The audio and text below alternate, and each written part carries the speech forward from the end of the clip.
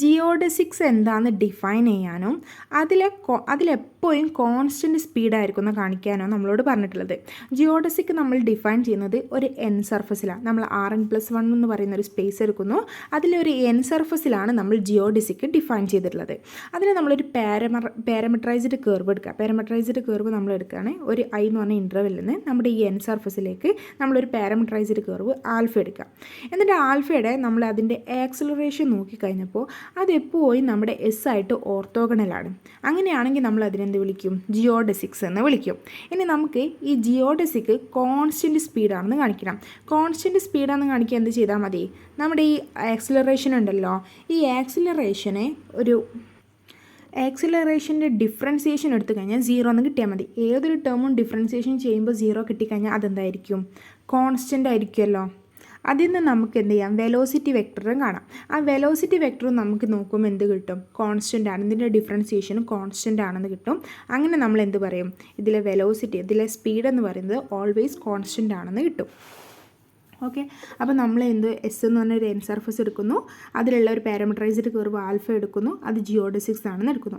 അപ്പോൾ നമുക്ക് ജിയോഡെസിക് ആണെങ്കിൽ എന്ത് പറയാൻ പറ്റും? ആക്സിലറേഷൻ എന്ന് പറയുന്നത് ഓൾവേസ് ഓർത്തോഗണൽ ടു എസ് എന്ന് പറയാൻ പറ്റും. ഇതിൽ നിന്ന് നോക്കിയേ, ഇതിന് എനിക്കിതാ ആൽഫ ഡബിൾ ഡോട്ടിനെ ആൽഫ ഡോട്ട് എന്ന് എഴുതി കൂടെ? ആൽഫ ഡബിൾ ഡോട്ടിനെ എനിക്കിങ്ങനെ നോം ആൽഫ ഡോട്ട് സ്ക്വയർ എന്ന് എഴുതാൻ പറ്റും.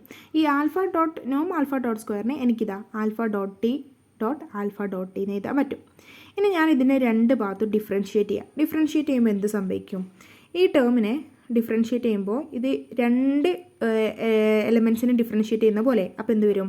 രണ്ടെണ്ണത്തിന് നമുക്ക് ഡിഫറൻഷ്യേറ്റ് ചെയ്യണം അല്ലേ? u × v + v × u എന്ന് പറഞ്ഞ ഫോമിൽ വരും. d/dt ഓഫ് uv എന്താ? u × v + v × u. അത് വെച്ചിട്ട് നമുക്ക് എന്ത് കിട്ടും? Alpha dot of T × alpha double dot of T + alpha double dot of T + alpha dot T എന്ന് വരും അല്ലേ? അപ്പോൾ ഇതിനെ നമുക്ക് എന്ത് ചെയ്താം? 2 × alpha dot T alpha double dot T. ഇനി നോക്കിയേ, ആൽഫ ഡോട്ട് ടി എന്ന് പറയുന്നത് നമ്മുടെ എസ്സിലുള്ളതാണ്, ആൽഫ ഡബിൾ ഡോട്ട് ടി നമ്മുടെ എസ് പർപ്പിലുള്ളതാണ്. ഇനി നമ്മൾ ഏത് എലമെൻ്റ് എടുത്തോട്ടെ, അതിൻ്റെ വിയും വി ഡോട്ടും നമ്മൾ എന്തായിരിക്കും? പെർപെൻഡിക്കുലർ ആയിരിക്കും. വി ഡോട്ടും വി ഡബിൾ ഡോട്ടും എന്തായിരിക്കും? പെർപെൻഡിക്കുലർ ആയിരിക്കും. ഇതേപോലെ നമുക്ക് ഇത് ഡോട്ട് ഇത് ഡബിൾ ഡോട്ട്, അപ്പോൾ ഇതെന്തായിരിക്കും? ഇവർ നമ്മൾ ഓർത്തോഗണൽ ആയിരിക്കും. അപ്പോൾ ഇതിൻ്റെ വാല്യൂ 0 എന്ന് കിട്ടി.